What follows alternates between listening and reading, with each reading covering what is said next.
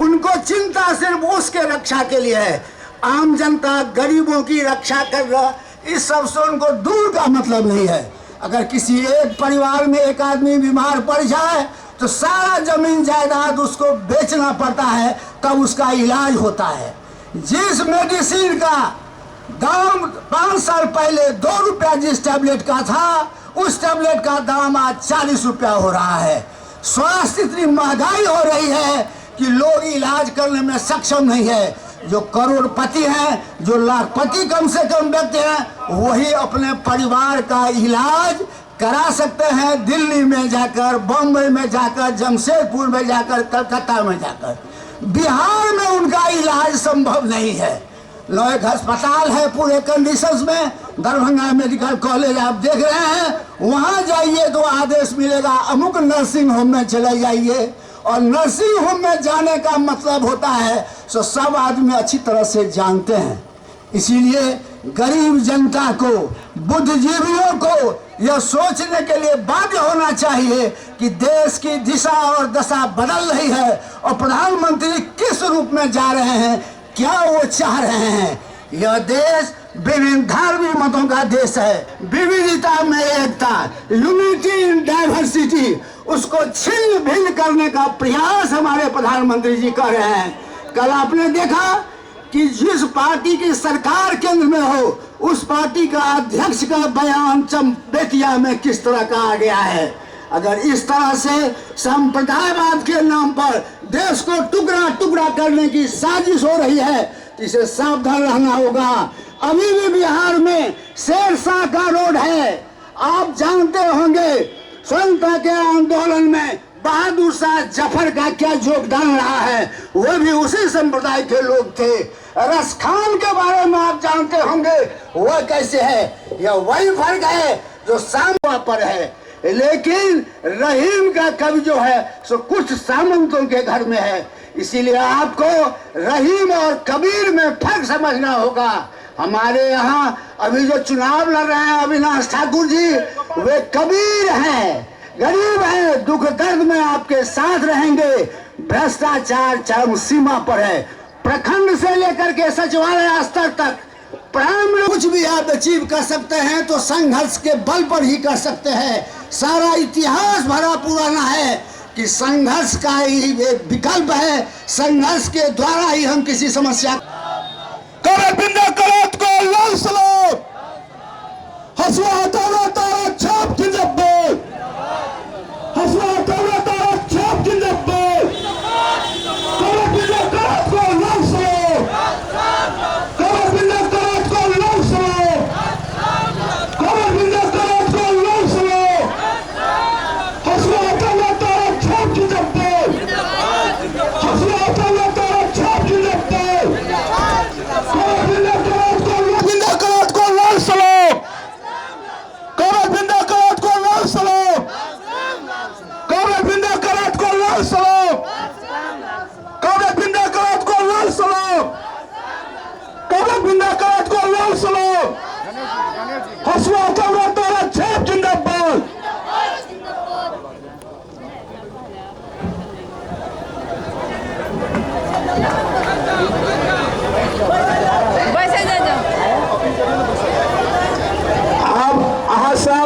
अपन अपन जगह लो लिया, आराम से बैठ जाओ।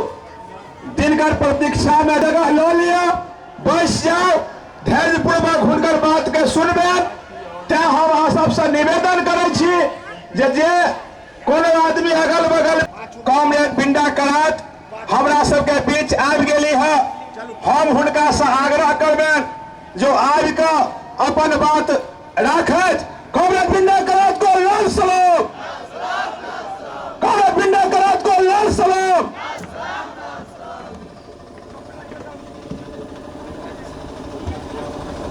इस सभा के अध्यक्ष जी, हमारे प्रिय और वरिष्ठ नेता कॉमरेड ठाकुर जी, मंच पर उपस्थित हमारे पार्टी के जुझारू नेतागण, हमारे पार्टी और वाम ब्लॉक के समर्थित हमारे उम्मीदवार कॉमरेड अविनाश कुमार ठाकुर के समर्थन में मैं यहाँ आई हूँ और मैं आप सबसे यही अपील करने के लिए आई हूँ कि एक साथ मिलकर गरीबों की आवाज़ उठाने के लिए बिहार की राजनीति में जनता केंद्रित नीतियों की पथ को मजबूत करने के लिए हमारे साथी अविनाश कुमार ठाकुर को वोट देकर अपनी संघर्षों को बुलंद करने के लिए आप सही रास्ता चुनेंगे। मेरे प्रिय साथियों, आज हमारे देश की राजनीति में बिहार की चुनाव की एक अलग महत्व है। एक तरफ हमारे देश में पिछले 10 साल कांग्रेस के नेतृत्व में एक सरकार रही और उस सरकार की नीतियों ने देश भर में एक ऐसे गलत प्रभाव डाला कि हर सवाल को लेकर जनता परेशान थी। महंगाई की बात कीजिए, रोजगार की बात कीजिए, या जो मुख्य नीतियां थी उस सरकार की, वो जनता के पक्ष के लिए नहीं, लेकिन देश के साधनों को कुछ वर्गों के लिए इस्तेमाल किया गया। और उस पृष्ठभूमि में 2014 के चुनाव आए तो देश भर के लोगों ने एक मत बनाकर सोचा कि कांग्रेस की सरकार को हटाना ही है और ये मोदी जी आए हैं, बोल रहे हैं कि बहुत कुछ करेंगे, तो इसलिए उनको एक मौका दिया जाए। और इसलिए 2 दशकों के बाद देश की जनता ने एक दल और एक नेता भारतीय जनता पार्टी और नरेंद्र मोदी को वोट देकर सरकार बना ली। 1.5 साल बीत गए। उस 1.5 साल में हमारा अनुभव क्या है?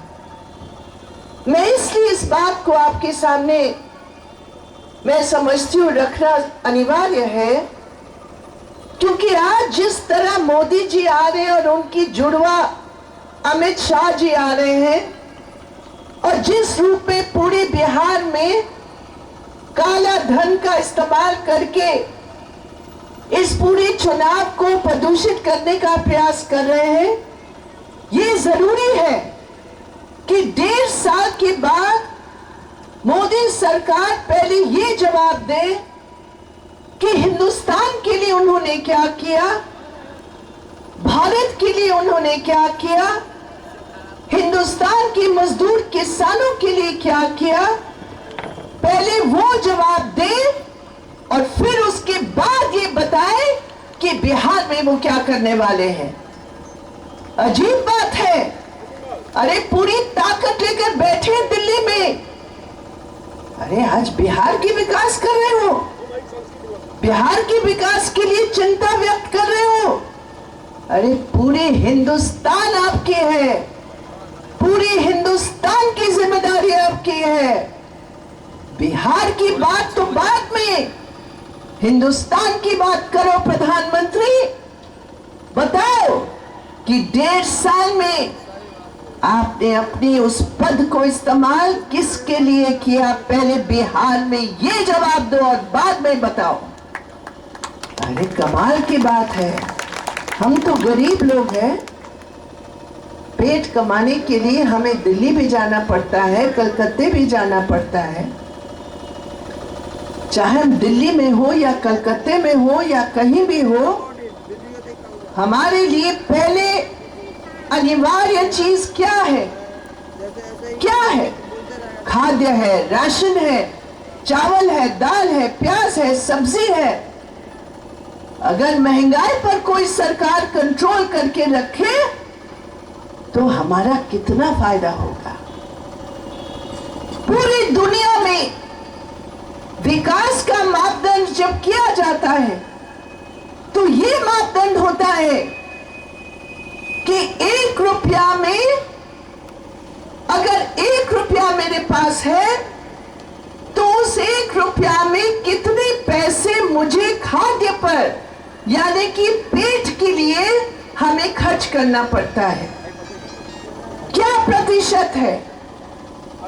हिंदुस्तान में 100 रुपया में 1 रुपया में 80% खर्च होता है, सिर्फ हमारे परिवार की भूख से बचाने के लिए खर्चा। अगर उसको कम करना है तो निश्चित रूप पर सरकार को वो नीतियां अपनानी चाहिए। बहुत बातें आज सुनाई जा रही है, अरे हम तो सीधी सी पूछते हैं, मोदी जी बताओ दाल का दाम 200 रुपया कैसे हो गया? ये बताओ, पूरा रिकॉर्ड दुनिया में महंगाई का, दाल का दाम, चावल आटा का दाम, सब्जी का दाम, तेल का दाम, हर चीज का दाम बढ़ रहा है। आप दाल की बात तो करेंगे नहीं और लोगों को आपस में लड़ाने के लिए, काल्पनिक गौ मांस के लिए आपकी पुलिस आज काला धन की खोज में नहीं, काल्पनिक गौ मांस की खोज में आप लोगों को लड़ाने का काम कर रहे हैं, जबकि लोग दाल चाहते हैं, जबकि लोग सस्ते में चावल चाहते हैं, जबकि लोग आपका समर्थन दिया, आप उनकी पक्ष का करोगे, लेकिन आप तो हर जगह हर मौके पर अपनी विफलता को छिपाने के लिए वही सांप्रदायिकता, वही जातिवाद जो हिंदुस्तान के शासकों ने ब्रिटिश के जमाने से सीखा है। ब्रिटिश ने हिंदुस्तान को, भारत को विभाजित करके राज किया, तो आज मोदी जैसे शासक हैं जो हिंदुस्तान की पेट को नहीं, हिंदुस्तान की ईमान को बेचने के लिए, बांटने के लिए धर्म और जाति की बात कर रहा है। एक कुत्ते का दुम होता है ना, अगर वो टेढ़ा है भैया तो साल भर भी उस दुम को लोहे की पाइप में डाल के कस के दड़ी बांध कर भी उसको निकालो तो वो दुम भैया टेढ़ा ही टेढ़ा रहेगा। बोलो ये सही है कि गलत है? और ये तो इनकी विचार है, ये तो इनकी नीति है, ये तो इनकी नियत है। बोलते हैं जबान पर सबके साथ सबकी विकास, और नीचे जमीन पर वही बात सांप्रदायिकता का, धर्म का, विभाजन का। और इसलिए आज मोदी जी का जो लेफ्टिनेंट जनरल है अमित शाह, उसकी ये हिम्मत है कि बिहार में जब जमीन खिसक रही है, जब बिहार में 3 चुनाव की फेज में जब स्पष्ट हो रहा है कि बीजेपी पीछे जा रही है, उनका हार निश्चित है, तब वो क्या बोल रहा है? पटाखे फोड़ेंगे पाकिस्तान में। अमित शाह जी, इतनी दूर जाने की जरूरत नहीं है, आप पटना में ही रह जाइए और देखेंगे आप, जब बिहार की वोट की गिनती होगी और आपका हार निश्चित है, और उस दिन पूरे पटना में और पूरे बिहार में आप देखेंगे कितने दिया जलेंगे, कितने पटाखे फोड़ेंगे, कितने रॉकेट जाएगा आसमान में। आपको ज्यादा दूर देखने की जरूरत नहीं है। लेकिन हर चीज को, अब आप बताइए, हार को भी वो सांप्रदायिक रंग देना चाह रहे हैं। हार तो निश्चित है, लेकिन उसकी भी सांप्रदायिक रंग, क्योंकि हकीकत क्या है मेरे प्रिय साथियों? वोट तो लोगों ने दिया 2014 को बीजेपी के नाम पर, लेकिन आज बीजेपी की सरकार कौन चला रहा है? बीजेपी की सरकार का मुख्य कौन है? कौन है मुख्यतः उनकी मंत्री परिषद में? कौन उनकी नीतियां तैयार कर रहे हैं? मुख्यतः ये भारतीय जनता पार्टी की सरकार। लेकिन उसका जो सबसे बड़ा शेयर होल्डर है, समझते हैं ना, एक कंपनी का शेयर होल्डर होता है, तो ये भारतीय जनता पार्टी की सरकार का जो मुख्य शेयर होल्डर है वो है आरएसएस, यानी राष्ट्रीय सर्वनाश समिति। वही है और वही बैठे दिल्ली में और वही गाइडेंस दे रहे हैं। और उनका गाइडेंस क्या है? ये हमेशा दबंगों की संगठन रहे हैं। ये हमेशा उन लोगों की संगठन रहे हैं जो शासक है, वर्गीय रूप में, जाति के रूप में, धर्म के रूप में। ये हमेशा सामंतों का साथ दिया। इसी बिहार में जितने भी वो सेना बने हैं, जो गरीबों की संघर्ष को, जो दलितों की संघर्ष को, जो आम लोगों की संघर्ष को दबाने का काम किया, हमेशा आरएसएस और भारतीय जनता पार्टी ने उनका साथ दिया। आज बिहार में हिंदुस्तान की जो तस्वीर है वो दिख रहा है। दो दुनिया है मेरे प्रिय साथियों। एक दुनिया है बड़े बड़े कॉर्पोरेट घरानों की, बड़े बड़े सामंतों की, बड़े बड़े व्यापारियों की। वो चाहते कि हिंदुस्तान का पूरा साधन उनके इस्तेमाल में हो। और दूसरी तरफ है हिंदुस्तान की मेहनत करने वालों की। और भारतीय जनता पार्टी, आरएसएस और उनकी तमाम जो सहयोगी दल है, उन सब का एक ही मंशा है, हिंदुस्तान की संविधान को नहीं, वो आज भी मनुस्मृति की संविधान को लागू करने के लिए पूरे भारतवर्ष में वो इंतजाम वो कर रहे हैं। और इसलिए जाति के आधार पर जो शोषण है, वो शोषण का समर्थन करने के लिए आरएसएस का जो मुख्य भागवत है वो बात बोले। और जब पूरे बिहार में उसका विरोध हुआ, अरे हम जानते हैं जाति आधारित आरक्षण बेरोजगारी को दूर करने के लिए कोई जादू की छड़ी नहीं है। हम जानते हैं, कम्युनिस्टों ने हमेशा कहा है कि बेरोजगारी को दूर करने के लिए हमें वो वैकल्पिक आर्थिक नीति चाहिए जो देश की सरकार अपने उस पूंजी को स्वयं लगाकर, उन तमाम क्षेत्रों में लगाकर स्वयं रोजगार के अवसर वो पैदा करे। हमारी बिल्कुल स्पष्ट समझ है कि पूंजीवादी रास्ता के कारण ये बेरोजगारी की जो समस्या है वो नहीं हल हो रहा है, लेकिन उसका विकल्प है।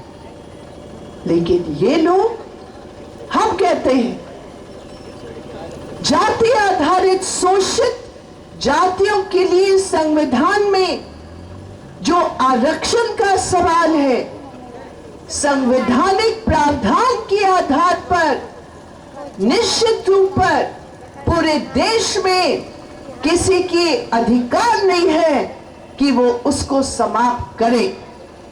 वाजपेयी जी की जब सरकार थी उस समय भी ये प्रश्न उठा था, आरएसएस ने उठाया। और आज 2015 में एक बार नहीं, बार बार मोहन भागवत जी उसको उठा रहे हैं। इसका अर्थ क्या है? न रोजगार देंगे, न पूंजी लगाएंगे और न आरक्षण के अधिकार का सुरक्षा करेंगे। और जब मोदी जी को पता चल गया कि ये तो उनका नुकसान हो रहा है, इसकी बजाय कि वो सही जवाब दे, उन्होंने क्या जवाब दिया? जो उन्होंने उस मंच पर, जो कभी भी एक प्रधानमंत्री की जबान पर इतने महा झूठ और इतनी महा असत्य हिंदुस्तान की जनता उम्मीद नहीं कर सकती, लेकिन मोदी जी ने तमाम रिकॉर्ड तोड़कर आरक्षण का मुद्दा का भी सांप्रदायिक रंग देने का प्रयास किया।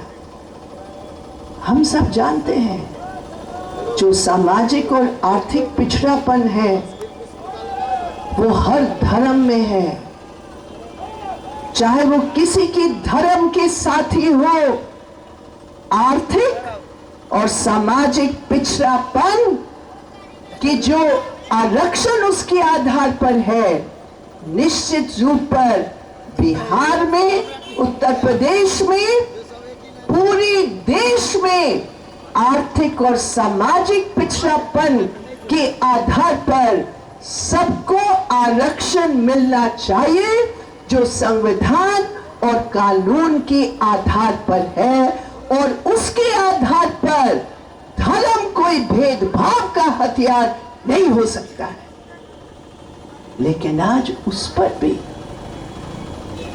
गरीबों के बीच विभाजन करने के लिए मोदी जी और अमित शाह जी का यही एक हथियार है। हम कहते हैं मेरे प्रिय साथियों, हमारे देश में साधनों की कमी नहीं है।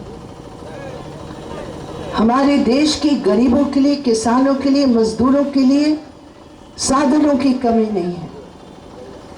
एक साल में उस बजट में 5 लाख करोड़ रुपया टैक्स की छूट दे दी बड़े पूंजीपतियों के पक्ष में, लेकिन उस बजट में एक गरीब घर की विधवा को उनकी पेंशन के लिए 1 पैसा भी नहीं बढ़ाया गया।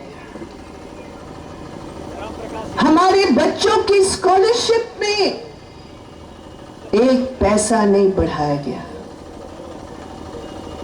तो जब साधन जो हमारी जरूरत है, जब उसके लिए देश के साधन नहीं इस्तेमाल किए जाएंगे, जब उसकी कोई वैकल्पिक नीति नहीं होगी, तो निश्चित रूप पर मेरे प्रिय साथियों, हम इसी निष्कर्ष पर पहुंचेंगे कि आर्थिक नीतियों के संबंध में चाहे कांग्रेस हो, चाहे मोदी हो, कतई कोई अंतर नहीं है। दोनों ही गरीबों की मेहनत का, श्रम का लूट कर अमीरों की नीति की को इस्तेमाल करके वो वही इस देश के साधनों का अन्याय आधारित बंटवारा वो कर रहे हैं। अभी आप देखिए, हमारे देश में खाद्य सुरक्षा कानून है। उस कानून के मुताबिक सबको सस्ता में राशन मिलना चाहिए, लेकिन पूरे देश भर में जब से मोदी सरकार आई है, मोदी सरकार ने उस कानून को रद्दी की टोकरी में फेंक दिया। उन्होंने ऐसे शर्त लगा लिया कि कोई सरकार उसको अमल में लाने के लिए वो तैयार नहीं है। मनरेगा का कानून है। मैं तो कहती हूं मोदी जी को, आपको तो बहुत फिक्र होता है। आप कहते हैं कि बिहार के लोग अलग अलग जगह जा रहे हैं।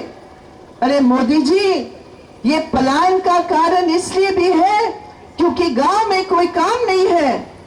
लेकिन जो मनरेगा है, अगर आप मनरेगा के लिए साधन और पैसे अपने बजट से देते, तो बिहार के अंदर अगर सही सरकार हो तो इस बिहार में उस मनरेगा के आधार पर गांव-गांव में काम दिया जा सकता है।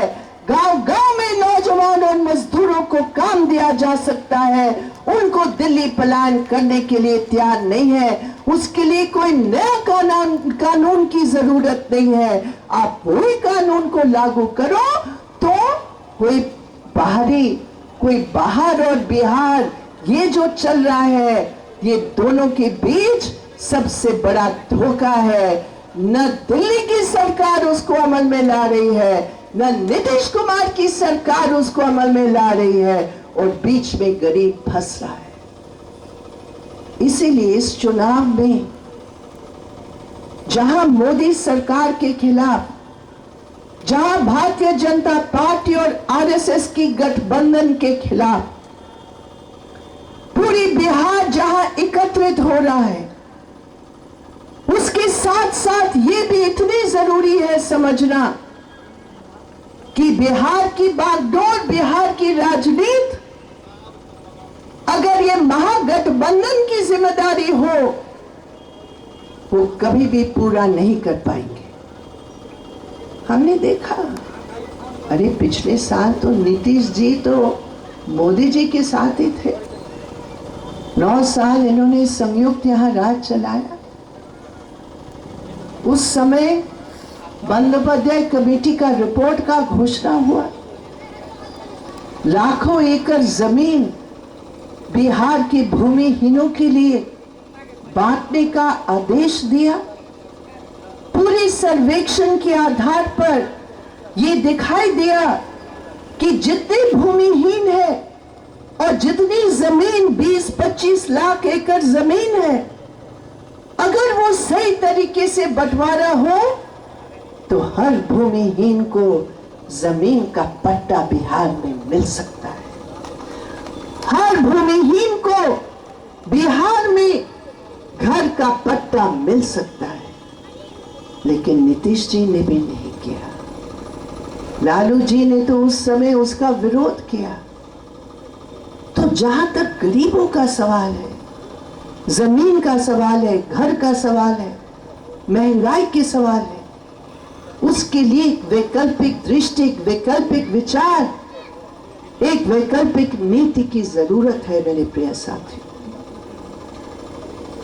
इस बार बिहार में अधिकतर क्षेत्रों में हमें खुशी है कि वाम दलों ने एक होकर एक मंच तैयार किया, और ये मंच केवल वोट के लिए नहीं, ये मंच का जन्म संघर्षों में हुआ।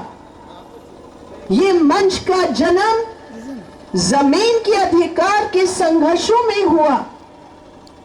ये मंच का जन्म मजदूर वर्ग की 2 सितंबर की हड़ताल में हुआ। ये मंच जनता के मुख्य मुद्दों के आधारित संघर्षों में हुआ। उन नौजवानों के लिए इस प्रदेश के साधनों का इस्तेमाल करना चाहते हैं। अगर कहीं विकल्प की नीति है, वो वहां दिखती है जहां लाल झंडा मजबूत है। ये राजनीति में गरीबों के लिए कोई स्थान नहीं है। देश भर के शासक दलों की राजनीति है। उसके विकल्प में जहां जहां हमारी सरकार बनी है, वहां अगर कोई प्रदेश भ्रष्ट मुक्त प्रदेश हुआ है, वो वही प्रदेश भ्रष्ट मुक्त हुआ है, भ्रष्टाचार मुक्त हुआ है जहां लाल झंडा है, जहां लाल झंडा की दल है, जहां लाल झंडा की सिद्धांत है। वहां उस प्रदेश की साधन, मंत्रियों की परिवारों की साधन जुटाने में नहीं, गरीबों की जिंदगी में रोशनी लाने के लिए इस्तेमाल किया है। आप देखिए, त्रिपुरा में छोटी प्रदेश है, लेकिन आज वो एक मिसाल के रूप में है। कौन सा मुख्यमंत्री है पूरे देश भर में जिसने एक भी पैसा, एक भी साधन अपने लिए इस्तेमाल नहीं किया? देश भर में सबसे गरीब मुख्यमंत्री के रूप में जाना जाता है, जिसकी बीवी 10 साल रिक्शों में चलकर नौकरी की। कौन है वो है मार्क्सवादी कम्युनिस्ट पार्टी के नेता मानिक सरकार, जो 3-4 बार त्रिपुरा के मुख्यमंत्री हैं। अब देखिए एमपीज को, एमएलएस को, जहां जहां हम लोग चुनाव में खड़े होकर जनता के समर्थन से हम जीत के गए हैं, अब देखो हमारा रिकॉर्ड। कई भ्रष्टाचार के आरोप नहीं, जाति आधारित या धर्म आधारित मौके पर नीति का कोई आरोप नहीं। गलतियां हो सकती हैं लेकिन अपराध नहीं हो सकता है। और यहां जो एमपी और एमएलए हैं, गलती क्या करते हैं? वो तो 24 घंटा अपराधों में ही जुटे हैं। और यहाँ आपकी बिहार ने तो ऐसे तोहफा दिया हिंदुस्तान को, भैया हाय रे हाय, सारे लोग सिर पर हाथ लगाकर रोते हैं कि भैया बिहार ने किसको भेजा वहां। जब वो मुंह खोलते हैं वो कहीं ना कहीं सांप्रदायिक या जाति आधारित गाली ही निकल के देते हैं। जो आपके यहाँ बिहार से मोदी जी की सरकार में मंत्री है, इस चुनाव में देखिए कोई अंतर नहीं है। अरे जैसे मेंढक कूदता है और टिट-टिट करता है, वैसे इस चुनाव में इस दल की टिकट नहीं मिली भैया तो उस दल में चले गए और टिकट प्राप्त हो गया।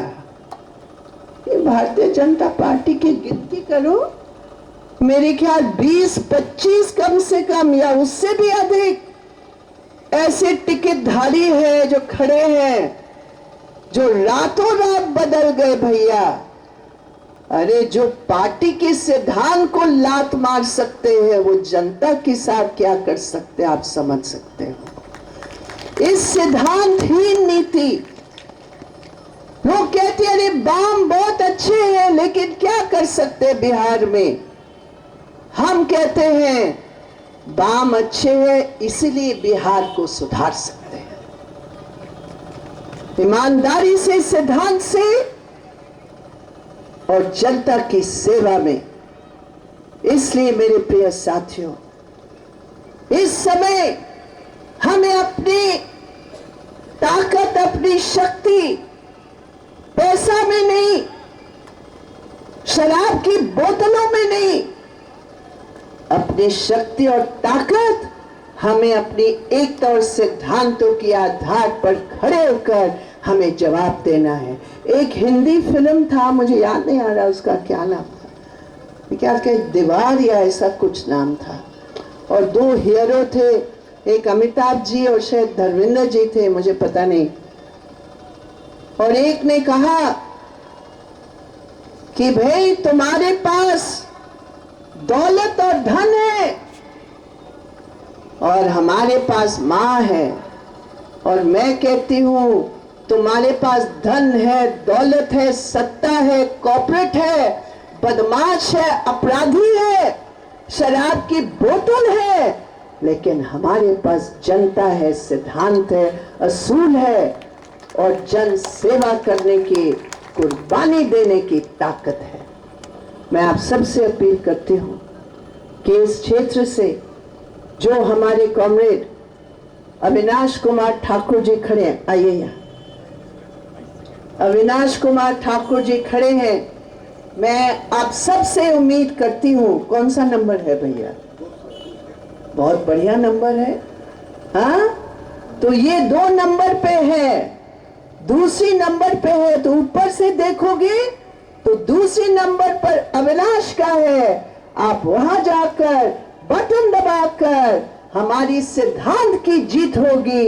अविनाश कुमार ठाकुर को आप भेज के अपनी आवाज बुलंद करेंगे। इनकलाब जिंदाबाद, हमारी एकता जिंदाबाद, हमारे साथी जिंदाबाद। के इम्तिहान दिया देल जाय छै, ई नकलीपन किए होइ छै? हम हिसाब मांगे छियन। दरभंगा में हाई कोर्ट के बेंच किए न बनले? अहाँ तो कहने रही जो मातृभाषा में शिक्षा के व्यवस्था हेतै, दरभंगा मांग कर रहा है जे दरभंगा के मातृभाषा के संग एना अपमान किए कैल जा रही है। हमार मातृभाषा में शिक्षा देवे के कोनो इंतजाम किया न भेले। दरभंगा उपेक्षित है, दरभंगा के मारल जा रहा है। 25 साल तक लालू जी, नीतीश कुमार, कांग्रेस पार्टी राज कैलक और दरभंगा के निगम के गद्दी पर मिट्ठू खेरिया सरावगी रहला। किए हमर टैक्स 4 गुना बढ़ गए, किए जल जमाव खा के रास्ता नहीं निकल रहे। भाई लोग एक गुनाहगार हमरा अहाँ के धोखा देवल आयल। हम निवेदन करना चाहे गुनाह के अगर इलाज करे के तो एक रास्ता है, वो रास्ता है गलहत्था दिए चुनाव में आई बात के जे गुनाहगार है मदद का आशीर्वाद दिए ओकरा जे आई बात के लाकर बिहार विधानसभा में लड़े, बम लड़े, माकपा लड़े। जब तक हम लड़ते रहो ठुम के जे कॉलेज रहे, के जे शिक्षण संस्थान रहे तेकर सरकारीकरण भेले। हम कमजोर पड़लो, ओकर खामियाजा अहाँ के भुगत पड़ल। कुकुर मुक्ता के तरह शिक्षण संस्थान तक खुल गए, लेकिन वही शिक्षण संस्थान के जे शिक्षक है वही बात के लिए कतेक देरता से लड़त रहा है। हम 2टा सीट लड़े छी। दरभंगा में अविनाश कुमार ठाकुर हमरा पार्टी के जिला मंत्री छे। विद्यार्थी रहे तहिया से गरीब जनता के लिए लड़त रहला। विद्यार्थी ले, नौजवान ले, आई किसान के नौजवान के लड़ाई के अगुवाई कर रहा है। हम लड़े छी बहादुरपुर में, जब तक किसान के नेता कॉमरेड श्याम भारती लड़ाई के मैदान में छे। भाई लोग हमार क्यों दल बदलू नहीं, हमार क्यों पाई पर टिकट लेवा वाला नहीं। हम ईमान पर, काम पर, सच्चाई पर आई चुनाव में आलो है। ते हमरा हक है और हम अहाँ के आशीर्वाद मांगे छी। हसिया गेहूं ताला छाप पर अपन आशीर्वाद दकर दरभंगा के हक हकूक के लड़ाई के तेज करी।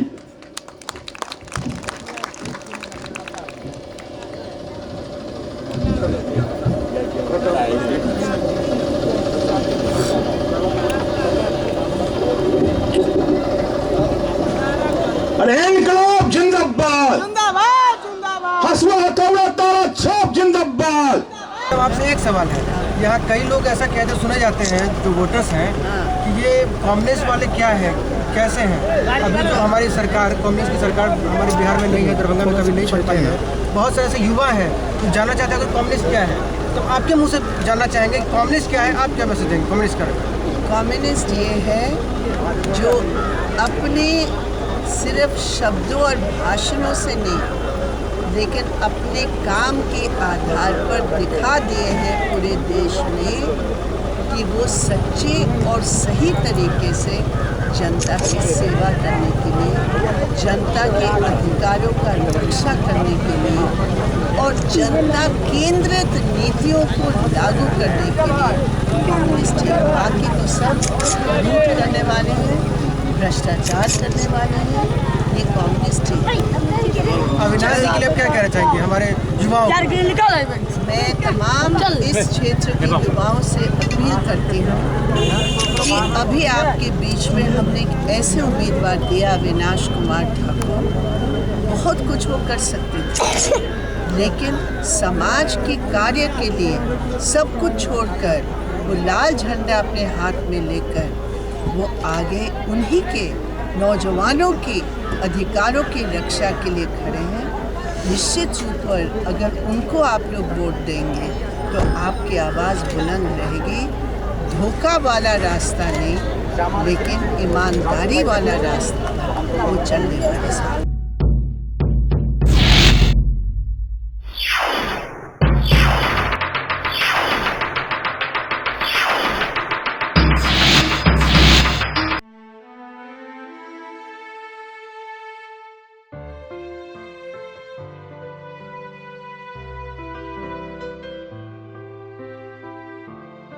तमाम लोगों से अनुरोध करते हैं कि वो जोरदार ताली बजाकर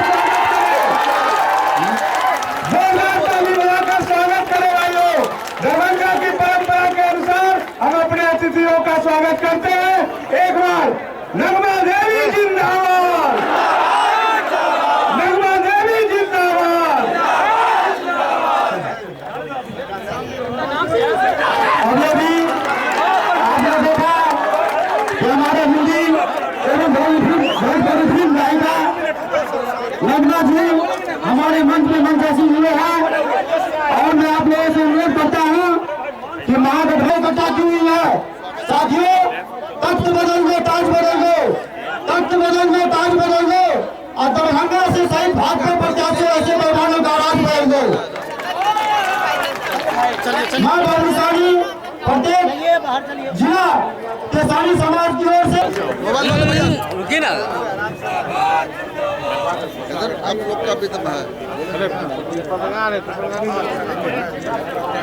हमारे अतिथि नगमा देवी जी पधार चुके हैं, तो मैं अपने दरभंगा शहरी विधानसभा क्षेत्र से जो महागठबंधन के प्रत्याशी हैं भाई ओम प्रकाश जी खेड़िया जी से अनुरोध करता हूं कि वो बुके देकर हमारे अतिथि और अपनी बात से हम लोगों को डॉक्टर सीसी नागेंद्र जी आइए।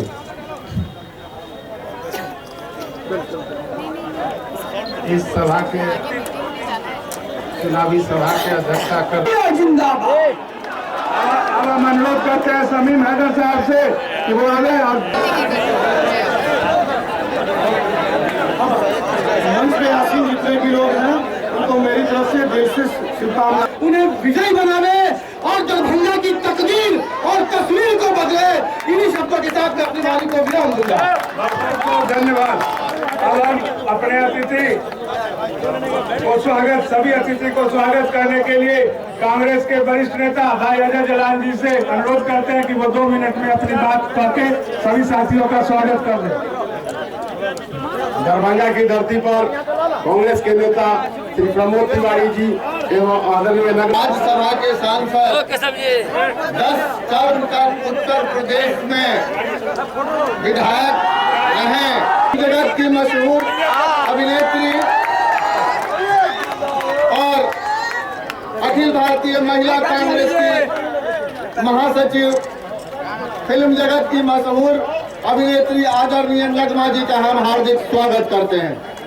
हम वहां जाकर के वहां के सम्मानित मतदाताओं से हाथ जोड़कर निवेदन करना कि दरभंगा से राष्ट्रीय जनता दल के प्रत्याशी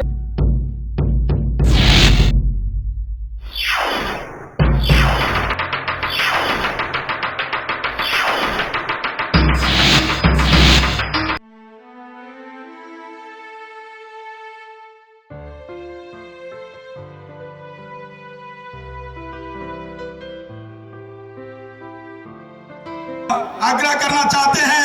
हमारे अतिथि के रूप में आए हुए हैं श्री हरीश द्विवेदी जी, सांसद बस्ती उत्तर प्रदेश। हम उनसे आग्रह करना चाहते हैं कि मिथिला के मां सीता के धरती पर आपका सम्मान है, आपका सम्मान है। आइए जोरदार ताली। माता की, भारत माता की, नरेंद्र मोदी जिंदाबाद, नरेंद्र मोदी जिंदाबाद, अमित शाह जिंदाबाद, अमित शाह जिंदाबाद, भारतीय जनता पार्टी,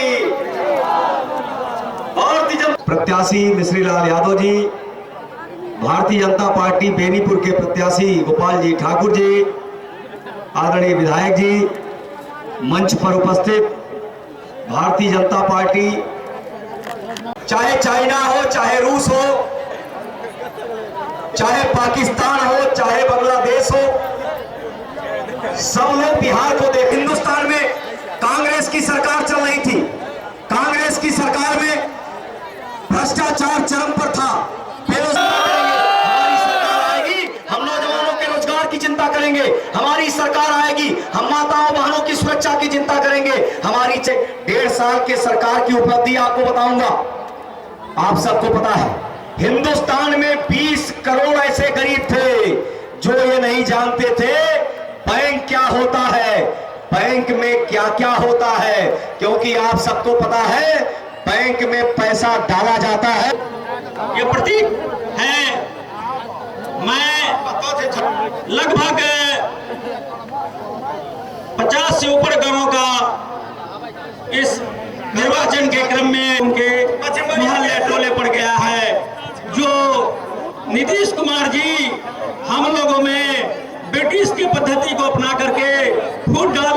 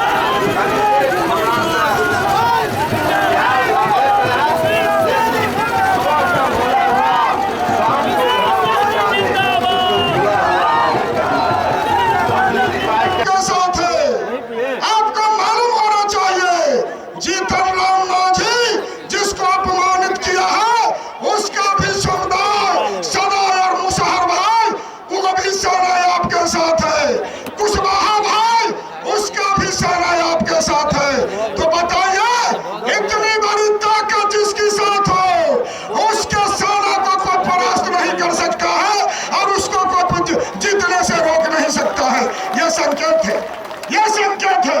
मैं जब क्षेत्र में जाता हूँ और देखा कि भारत माता की, भारत माता की वंदे। आदरणीय रामपाल मिश्र जी संचालन जय श्री रामनाथ साहनी जी,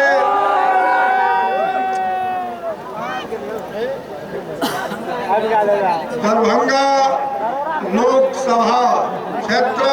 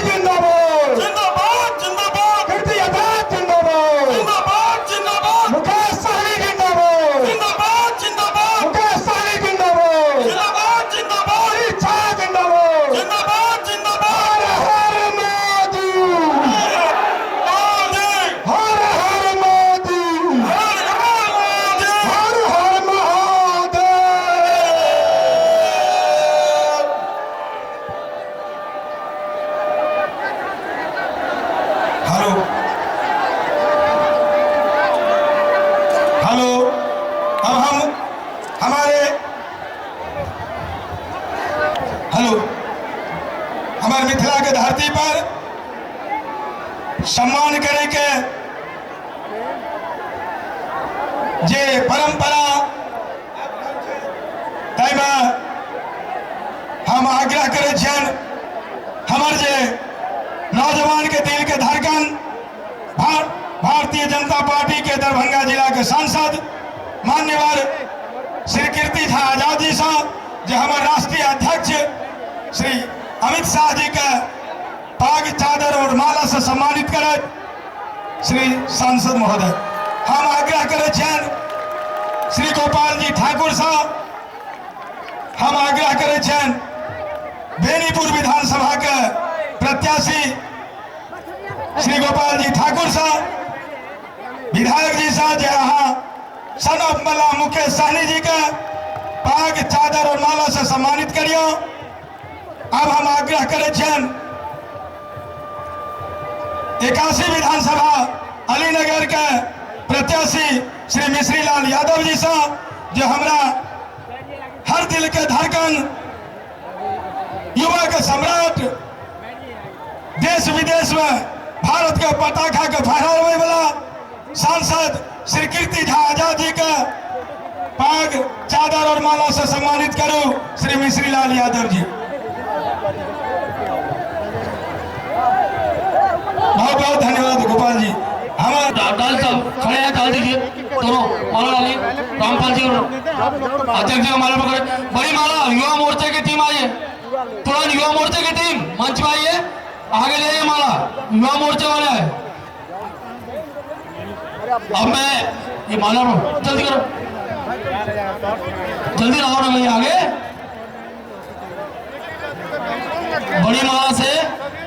युवा मोर्चे की टीम कराइए। बोल भारत माता की, अमित शाह जिंदाबाद, अमित शाह जिंदाबाद, अमित शाह जिंदाबाद, मुकेश सहनी जिंदाबाद, मुकेश सहनी जिंदाबाद, भारत माता की, वंदे वंदे। अब मैं अमित शाह जिंदाबाद, अमित शाह। उमेश सहनी जी एवं यहाँ पे दरभंगा जिला के एमएलसी सुनील सिंह जी एवं मिथिलेश सहनी जी एवं तमाम एनडीए के सभी नेतागण और खास करके निषाद समाज से आए हुए सभी सम्मानित गार्जियन एवं इस विधानसभा बेनीपुर विधानसभा में आए हुए सभी मतदातागण, और यहाँ पे मुझे नहीं लगता है कि मुझे ज्यादा कुछ बोलने की आवश्यकता है। मैं आज पूरे बिहार में ये सनत मल्लाह को मान समझ हमारे निषाद समाज के, हमारे परिवार के लोग जो हमें इतना हर चीज में हमें साथ दिया ताकि हम आज इस जगह पे मुकाम पे हम पहुंचे हैं। खास करके मेरा हक और अधिकार है आप लोगों पे जो मैं, इसलिए मैं पूरे बिहार में बहुत संघर्ष कर रहा हूँ कि ये यहाँ के नौजवान साथी को बिहार में काम मिले, यहाँ पे रोजी रोटी मिले और यहाँ पे रहे, ताकि अब हर अपने रिश्तेदार नाते भाई के साथ यहाँ पे रहे और यहाँ पे काम मिले। इसलिए खास करके मेरे सब सारे परिवार के लोगों से हाथ जोड़ के विनती है कि पूरे बिहार में खास करके एक परिवर्तन का लहर पूरे बिहार में चल रही है। पूरे बिहार में खास करके निषाद समाज एकजुट होकर पूरे बिहार में एनडीए के पक्ष में पूरे बिहार में काम कर रहे हैं। और आप लोग कैसे मैं एक और नेता बनने के लिए नहीं आया। लालू जी, नीतीश जी राज्यसभा का भी ऑफर दिया, मैंने उनको भी ठुकरा दिया। और मैं चाहता तो बिहार में कोई भी विधानसभा से चुनाव लड़ सकता था, इस तरीके से मेरा नाम और फेम है पूरे बिहार में, लेकिन नहीं, मैं अपने समाज के लिए हक और अधिकार के लिए संघर्ष कर रहा हूँ और हमेशा करते रहूंगा। आप लोग का आशीर्वाद और सपोर्ट का जरूरी है। मैं मरते दम तक मैं सिर्फ अपने समाज के लिए काम करते रहूंगा। आज मंच संचालक श्री रामनाथ सहनी जी, आज सभा के अध्यक्ष, नगर के अध्यक्ष, आदरणीय हम सबके बीच आए भारतीय जनता पार्टी के सनत मल्लाह मुकेश, जोरदार ताली हेबाक चाहिए। अखन तक बिहार में थपड़ी पर कोई टैक्स नहीं लागल है। लोगों के यहाँ स्वास्थ्य केंद्र है, आप लोग बताइए बाजू तक कितना जगह पर है स्वास्थ्य केंद्र है गांव में? पहली बात स्वास्थ्य केंद्र नहीं, स्वास्थ्य केंद्र है तो डॉक्टर नहीं, डॉक्टर तो दवाई नहीं, दवाई। अब मैं आदरणीय अध्यक्ष जी को अनुरोध करता हूं कि वो आए और हम सबको संबोधित करें। भारत माता की, भारत माता की, गौ माता की, गौ माता की, गंगा मैया की, गंगा मैया की।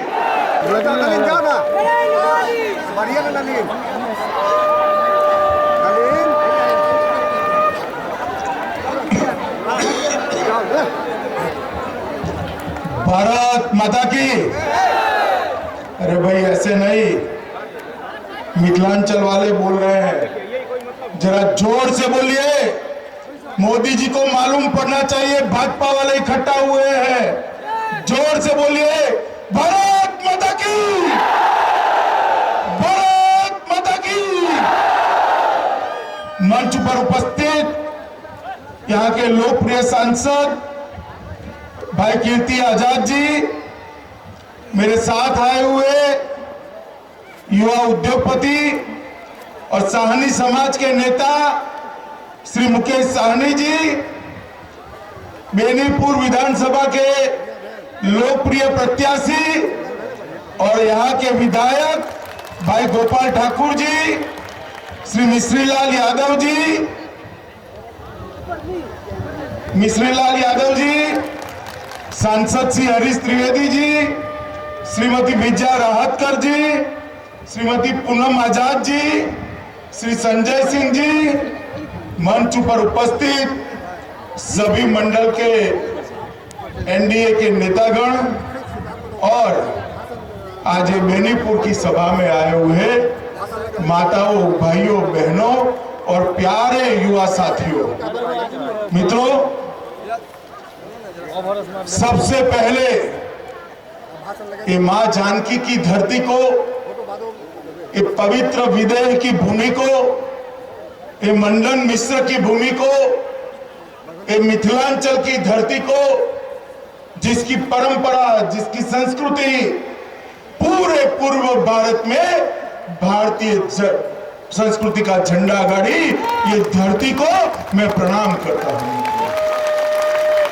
यही मिथिलांचल है जिसने सबसे पहले पूर्व में वेदों को आधार दिया। यही विदेह है जहां मां वैदेही का जन्म हुआ। मित्रों, आज यहां पर इतनी बड़ी संख्या में मिथिलांचल के लोग जो खड़े हुए हैं, उसको मैं मन से, हृदय से भारतीय जनता पार्टी की ओर से प्रणाम करता हूं। इस बिहार के चुनाव में 3 चरण का मतदान समाप्त हो चुका है। 1 तारीख को चौथे चरण का मतदान है और 5 तारीख को 5वें चरण का मतदान है और 8 तारीख को मतगणना है। मित्रों, मैं पूरे बिहार में घूमकर आज यहाँ आया। ये मेरी 56वीं सभा है, 56।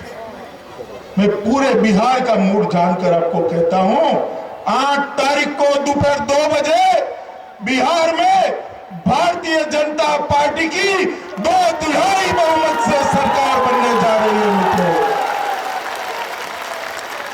और ये बिल्कुल स्पष्ट दिखाई पड़ता है, स्पष्ट दिखाई पड़ता है, क्योंकि यहाँ की जनता की आंखों में एक परिवर्तन का मूड मैंने देखा है। यहाँ के युवा की आंखों में एक आक्रोश देखा है। यहाँ के लोगों के जीवन में विकास की भूख देखी है। इसके आधार पर मैं कहता हूं कि बहुत बड़ा परिवर्तन होने जा रहा है। और मित्रों, मैं आपको बताना चाहता हूं कि आपको 5 तारीख को जो मतदान करना है, वो मतदान यहां खड़े हुए सभी भाई बहन कोई विधायक बनाने के लिए न करे, कोई मुख्यमंत्री बनाने के लिए न करे, कोई सरकार बनाने के लिए न करे। 5 तारीख को मतदान बिहार की 11 करोड़ जनता की भलाई के लिए करना है, विकास के लिए करना है। और मित्रों, विकास ये महागठबंधन के नेता नहीं दे सकते। आप मुझे बताइए, जैसे ही चुनाव शुरू हुआ, लालू जी ने कह दिया कि ये चुनाव अगड़े बनाम पिछड़े का चुनाव है। वो कहते हैं ये चुनाव अगड़ी जाति बनाम पिछड़ी जाति का चुनाव है। मैं भी कहता हूं कि ये चुनाव अगड़े बनाम पिछड़े का चुनाव है, मगर हम भारतीय जनता पार्टी के लोग कहते हैं ये चुनाव अगड़े बिहार बनाम पिछड़े बिहार का चुनाव है। मित्रों, अगड़े बिहार बनाम पिछड़े। आप बताइए, आपको कौन सा बिहार चाहिए? अगड़ा चाहिए या पिछड़ा चाहिए? पीछे वाले लोग बताएं, अगड़ा चाहिए या पिछड़ा चाहिए? अगड़ा बिहार चाहिए तो लालू नीतीश एंड कंपनी नहीं दे सकती। 25 साल तक इस बिहार पर, इस महान प्रदेश पर लालू प्रसाद एंड नीतीश जी ने शासन किया है। और इस 25 साल में गंडक में बहुत पानी बह चुका, गंगा में बहुत पानी बह गया। मित्रों, देश कहां से कहां पहुंच गया। कई सारे ऐसे प्रदेश हैं जहां 24 घंटा बिजली हर घर में पहुंच चुकी है। आप बताइए, आपके घर में 24 घंटा बिजली आती है क्या? जोर से बोलिए, आती है? हर गांव सड़क से जुड़ा है भाई। अस्पताल में दवाई मिलती है। किसी गरीब बेटे की मां बीमार पड़ जाए और बेटा 108 नंबर का बटन दबा दे तो 10 मिनट में सभी सुविधाओं से लैस एम्बुलेंस आपके वहां आता है क्या? आता है? मित्रों, किसानों का धान खरीदा जाता है क्या? हर गांव रोड से जुड़ा है? नए कल कारखाने लगते हैं क्या? रोजगारी मिलती है? आज भी 25 साल लालू नीतीश एंड कंपनी के शासन के बाद 25 साल के बाद भी बिहार का युवा दवाई कमाई और पढ़ाई के लिए बिहार के बाहर जाने के लिए मजबूर है मित्रों, मजबूर है। मैं जहां जहां गया देश में मिथिलांचल के लड़के मुझे मिले हैं, मिथिलांचल के लड़के मिले। वो पूछते हैं कीर्ति भाई क्या कर रहे हैं? मैं उनको पूछता हूं भैया तू कर्नाटक में क्या कर रहा है? मैं उसको पूछता हूं तू महाराष्ट्र में क्या कर रहा है, तू गुजरात में क्या कर रहा है? मित्रों, हम एक ऐसा बिहार चाहते हैं जिसे हर युवा को रोजगारी तो मिले, साथ में साथ वो अपनी पत्नी के साथ रह सके, बूढ़े माँ बाप की सेवा कर सके। ऐसा बिहार हम चाहते हैं मित्रों, ऐसा बिहार चाहते हैं। और वो बिहार ये लालू नीतीश एंड कंपनी ने कार्यकर्ताओं ने संघर्ष किया, आंदोलन किया, लाठियां खाई, जेल में गए। कई कार्यकर्ताओं की गोपालगंज और सिवान में हत्या कर दी गई। मगर भारतीय जनता पार्टी ने इतने संघर्ष के बाद भी कहा कि हम अकेले शायद ये नीतीश जो जंगल राज को नहीं हटा पाएंगे। हमने कहा नीतीश जी आइए, हमारे साथ जुड़िए, आप मुख्यमंत्री बनिए, लालू प्रसाद को हटाइए। मित्रों, बिहार की जनता ने जनादेश दिया, लालू प्रसाद को हटाने का जनादेश दिया, जंगल राज को हटाने का जनादेश दिया। और क्या हुआ 2013 में? ये नीतीश कुमार को एक स्वप्न आ गया, एक स्वप्न आ गया कि बहुत हो गया बिहार में, अब मुख्यमंत्री से प्रधानमंत्री बन दिया जाए। और अहंकार में उन्होंने सरकार तोड़ दी। और परिणाम क्या हुआ? चौबे जी गए थे छब्बे बनने, डूबे बनकर लौट आए, प्रधानमंत्री भी नहीं रहे, 8 तारीख को मुख्यमंत्री भी नहीं रहेंगे। मित्रों, नीतीश कुमार ने बिहार के जनादेश के साथ दगा किया है। बिहार की जनता के जनादेश के पीठ में खंजर भोंकने का काम किया है। उखाड़ कर फेंक दीजिए ये नीतीश और लालू की सरकार को, जो फिर से जंगल राज लाना चाहती है, और भारतीय जनता पार्टी की सरकार बनाई है जो विकास का राज लाना चाहती है। मित्रों, नीतीश कुमार जी ने इस्तीफा देने के बाद उन्होंने क्या किया? चलो भाई, भाजपा को तो दगा कर दिया आपने, मगर मुख्यमंत्री बनने के लिए जिस लालू प्रसाद को 20 साल तक जंगल राज जंगल राज जंगल राज कहकर आप जोर से गाली बोलते थे, वो ही लालू की गोदी में बैठकर नीतीश कुमार फिर से मुख्यमंत्री बने हैं और फिर से मुख्यमंत्री बनने के लिए बिहार की जनता के सामने आए। मित्रों, इस नीतीश कुमार के एक कंधे पर लालू का जंगल राज बैठा है और दूसरे कंधे पर कांग्रेस का 12 लाख करोड़ रुपए का भ्रष्टाचार बैठा है। मित्रों, भ्रष्टाचार बैठा है। में पकड़े जा रहे हैं। क्यों उसकी प्रॉपर्टी की नीलामी नीतीश जी आप नहीं करते हैं? लालू प्रसाद को सजा हो चुकी है करप्शन के मामले में, क्यों उनकी प्रॉपर्टी की आप नीलामी नहीं करते हैं? आज नीतीश कुमार क्यों चुप है? बिहार की जनता जान ले मित्रों, नीतीश कुमार मुखौटा है, उसके पीछे लालू प्रसाद खड़े हैं। अगर नीतीश लालू की जोड़ी आ गई तो आप मुझे बताइए क्या आएगा? फिर से जोर से बोलिए। जंगल राज नहीं आएगा, जंगल राज 2 आएगा। आपको चाहिए जंगल राज 2? मित्रों, बिहार के अंदर परिवर्तन करना है, विकास करना है तो भारतीय जनता पार्टी की सरकार बनानी है। नरेंद्र भाई इस मिथिलांचल की भूमि पर आए थे, इस पवित्र भूमि पर से उन्होंने गर्जना कर कर कहा था, अगर बिहार की जनता भारतीय जनता पार्टी का साथ देती है तो हम बिहार का विकास करेंगे, पश्चिम भारत की तरह पूर्वी भारत का भी विकास करेंगे। और एक ही साल में नरेंद्र भाई ने बिहार की समस्या क्या है, उसका समाधान क्या है, उसके लिए क्या योजना चाहिए, कहां से पैसा आएगा, बजट कहां से आएगा, ये सारी चीजों का चर्चा चिंतन कर कर एक पैकेज लेकर आए हैं। बताइए कितने रुपयों का पैकेज है भाई? अरे जोर से बोलिए। 1,25,000 करोड़ का पैकेज है और 40,000 करोड़ रुपया अतिरिक्त सहायता है। और ये नीतीश बाबू क्या कहते हैं? ये नीतीश बाबू कहते हैं हमें पैकेज नहीं चाहिए, हमें किसी की मदद नहीं चाहिए, हम अपने पैर पर खड़े हो जाएंगे। अरे नीतीश कुमार, किस मुगालते में हो तुम?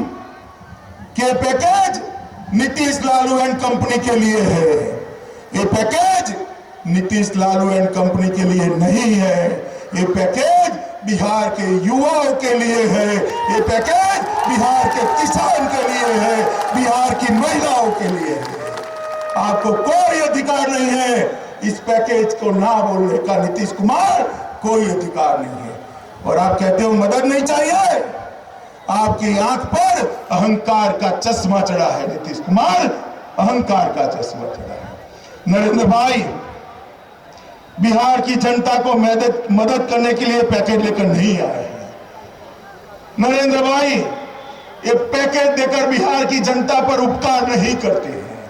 नरेंद्र भाई इस भाव से आए हैं मित्रों कि बिहार की तिजोरी पर, देश की तिजोरी पर बिहार की जनता का ये 1,65,000 करोड़ रुपया अधिकार है, वो अधिकार लौटाने के लिए आए हैं मित्रों, अधिकार लौटाने के लिए।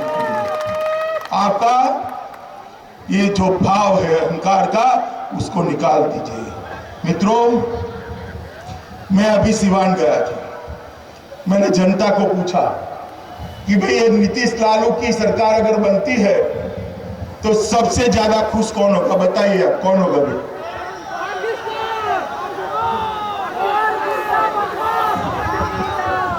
ना नीतीश होंगे ना लालू होंगे। अगर ये लालू नीतीश की सरकार बनती है तो सबसे ज्यादा खुश मोहम्मद साहबुद्दीन होंगे, मोहम्मद साहबुद्दीन होंगे। आप समझ कर चलिए मित्रों। आप बताइए, आपको आतंक का राज चाहिए या विकास का राज चाहिए? बताइए। विकास का राज चाहिए ना, तो नरेंद्र मोदी की सरकार लानी पड़ेगी। मित्रों, यहाँ काफी युवा बैठे हैं। ये लालू प्रसाद की कुछ बातें मेरे समझ में नहीं आती भैया, आप समझाएंगे? थोड़ा बताइए मुझे, समझाएंगे? वो कहते हैं काला कबूतर काटेंगे। अब बताइए, काला कबूतर काटने से, लालू काला कबूतर काटेगा, आपको रोजगारी मिलेगी क्या? मिलेगी? वो कहते कौवा काटेंगे। अब लालू प्रसाद जी कौवा काटेंगे तो आपके घर में बिजली आएगी? क्या उलझुल बातें कर रहे हैं। और नीतीश कुमार जी उनको रोकते भी नहीं है। कैसे रोके? लालू को रोका तो कुर्सी गई, इसलिए नीतीश कुमार जी चुप बैठे हैं। मित्रों, ये रोज झूठ बोलने वाले लोग। आप मुझे बताइए, भारतीय जनता पार्टी का अध्यक्ष मैं हूं, मेरी पार्टी की बात मुझे मालूम होगी या लालू को मालूम होगी? बताइए भाई। अब वो हर रोज कहते हैं भारतीय जनता पार्टी आएगी तो आरक्षण चला जाएगा, पिछड़ों का आरक्षण चला जाएगा, गरीबों का आरक्षण चला जाएगा। लालू जी, आपके कान में कौन कह गया? क्यों झूठ बोले हो?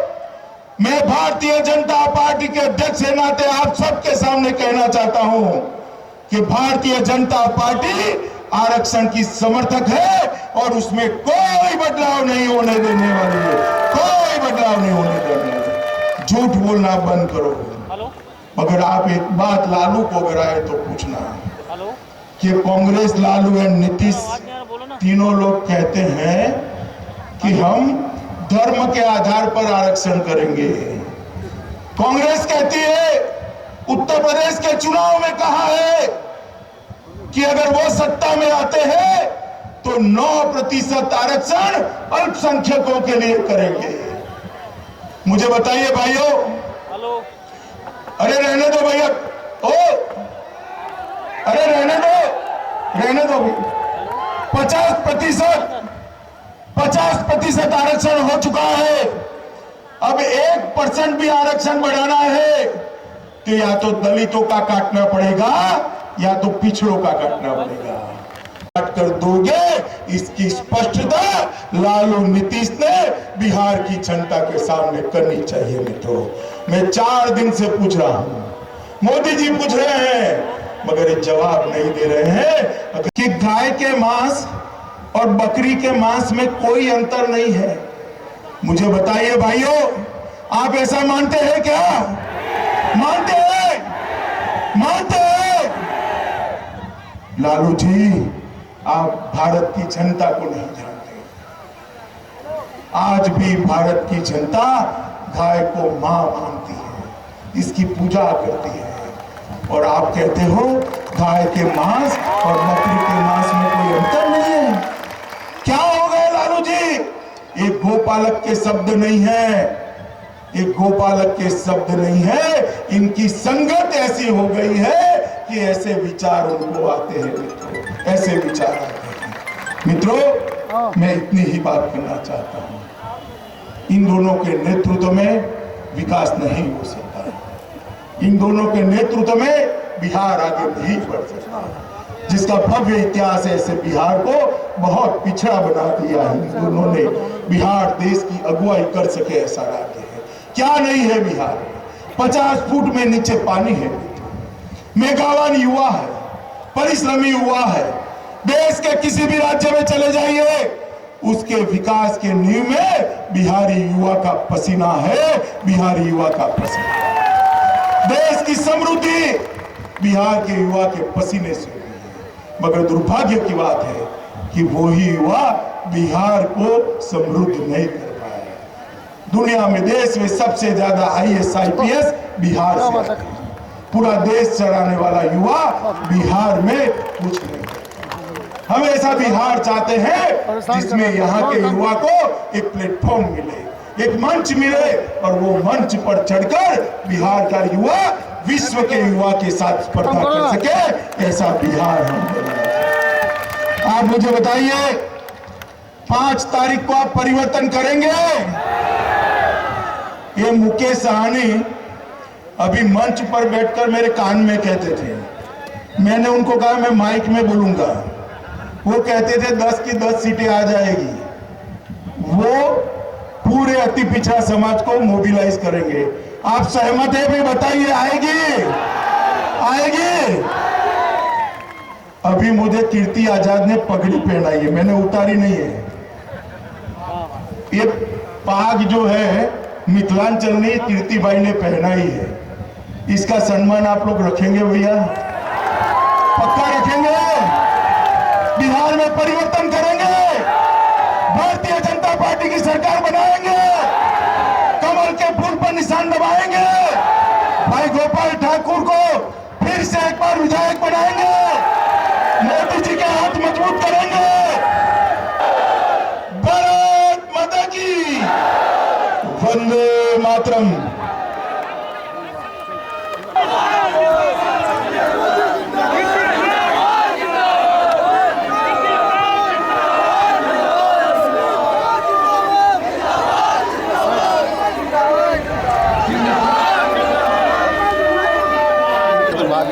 ऐसा बयान आप क्या कह रहे हैं? ये तो सोहबत है ना लालू प्रसाद यादव जी की।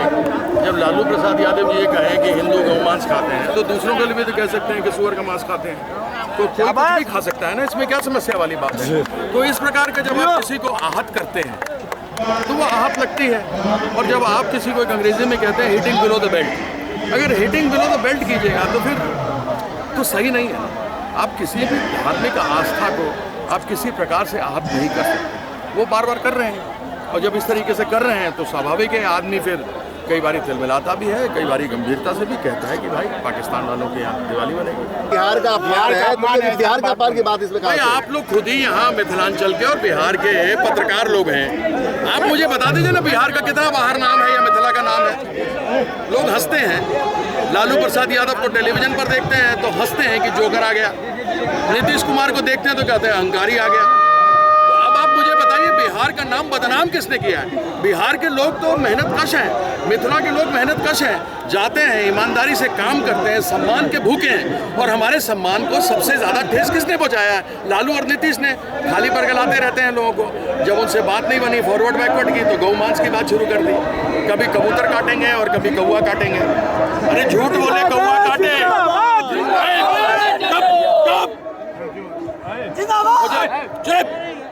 वो बोलते हैं कि कौवा काटेंगे, हैं? ये गाना है ना, झूठ बोले कौवा काटे, काले कौवे से डरियो, ठीक है।